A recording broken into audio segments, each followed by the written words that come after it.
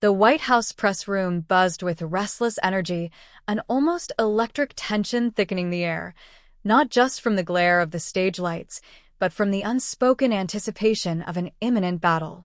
This wasn't just another press briefing. It was an arena, a battlefield of narratives waiting to collide.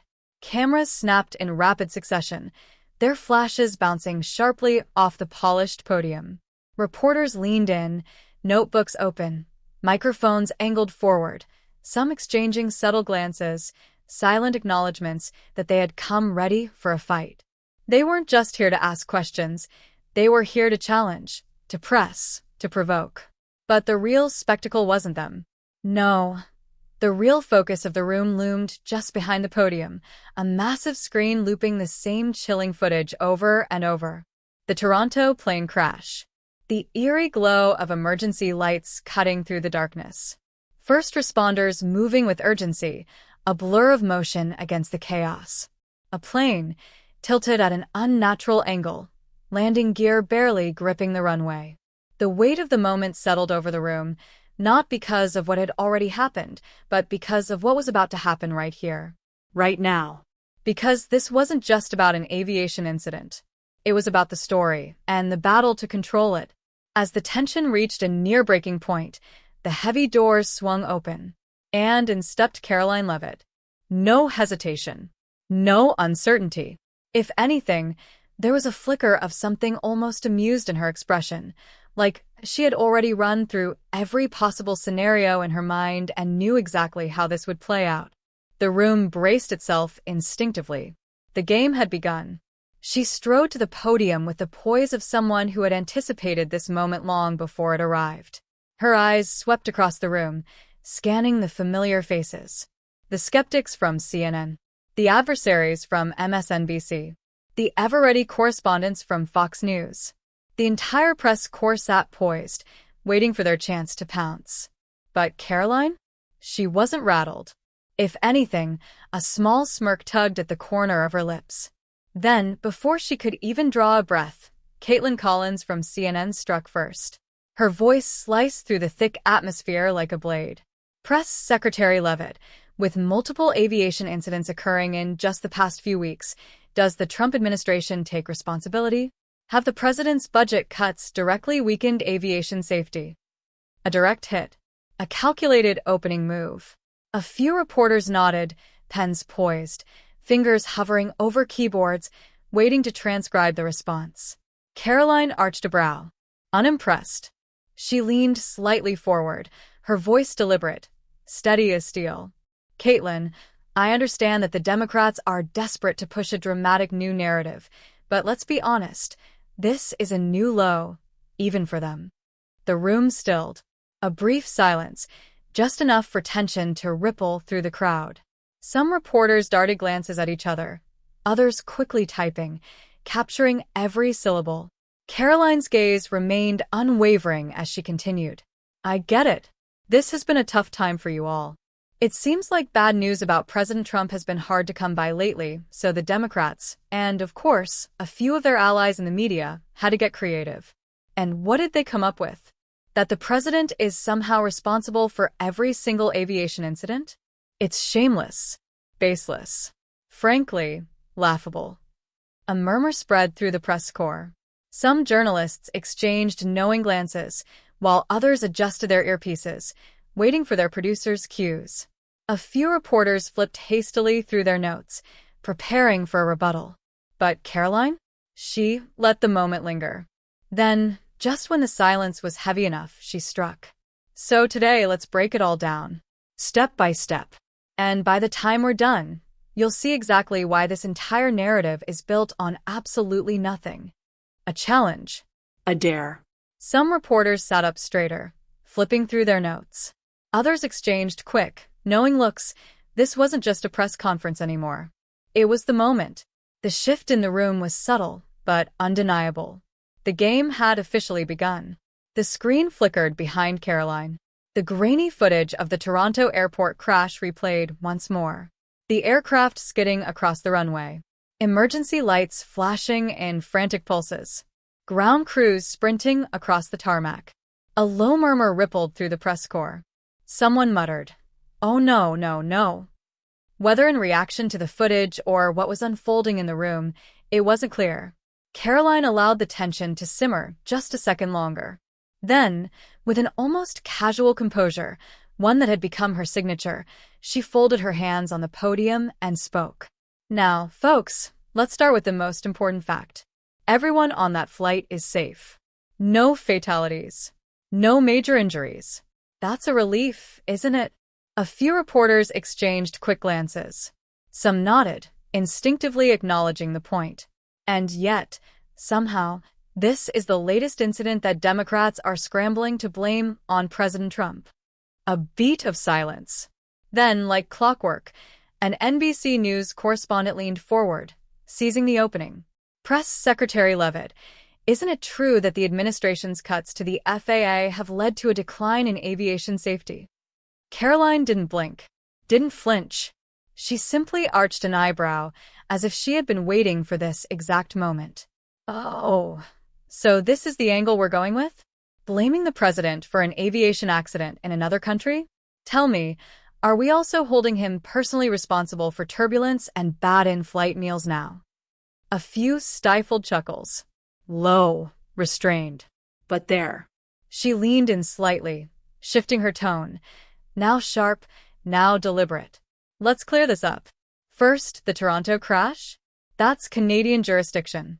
Canadian air traffic control. Canadian aviation safety regulations. None of which fall under the Trump administration's authority. Second, and more importantly, let's talk about the FAA. Because despite what you've been led to believe, the FAA is fully operational. Air traffic controllers? Still in their towers. Safety inspectors? Still inspecting. Flights? Still taking off and landing just as they always have." She spread her hands slightly, as if laying out the obvious. "But I get it. I really do. The media needed a new angle. It's been a rough few weeks for this narrative. And now, we're lumping every aviation mishap together and slapping a Trump's fault label on it. Convenient, isn't it?" A ripple of whispers. A rustling of papers. Caroline let it settle. Then, with a sharp pivot, gestured toward the screen again. "All right. You want to talk aviation safety? Let's do it. Take a look at this." The screen shifted. New data. Stark, bullet-pointed numbers. FAA staff reductions. Budget cuts. The visual impact was immediate. MSNBC's lead correspondent jumped in.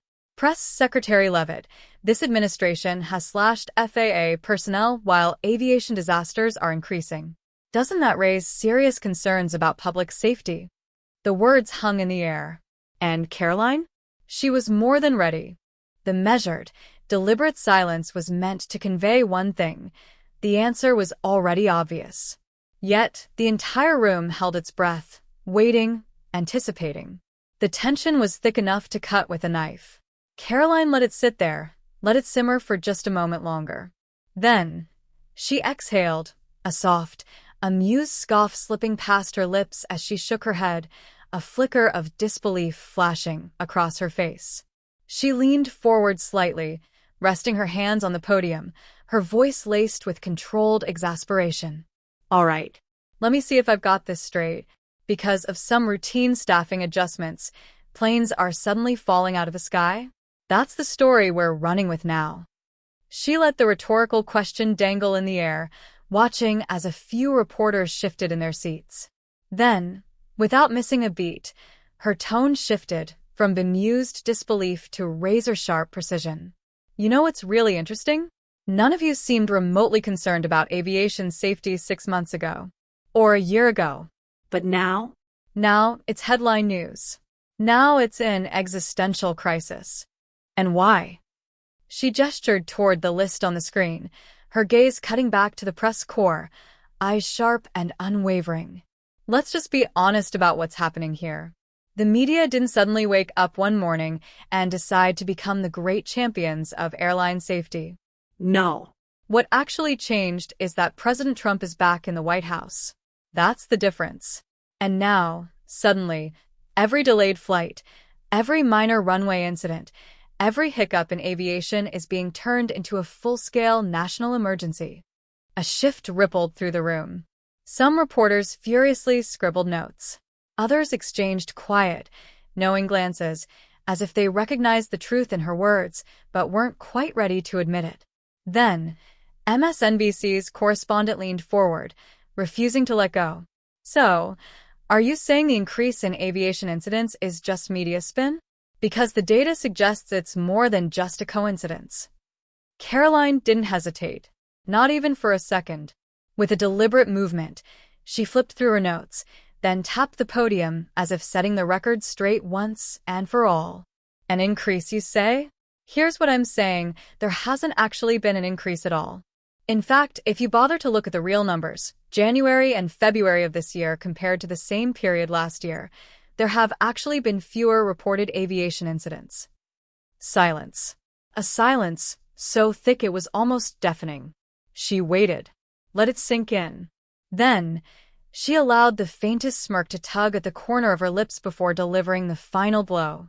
But sure, let's keep pretending this is some kind of catastrophic disaster caused by the president.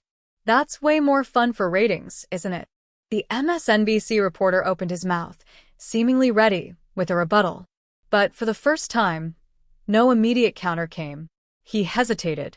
And just then, the massive screen behind Caroline flickered again. A new headline filled the space in bold, glaring letters. Trump's FAA cuts jeopardizing airline safety, claims Schumer. Beneath it, a neatly categorized list appeared. Recently laid off federal employees. Departments: FAA, CDC, U.S. Forest Service, Interior, Energy, Veterans Affairs.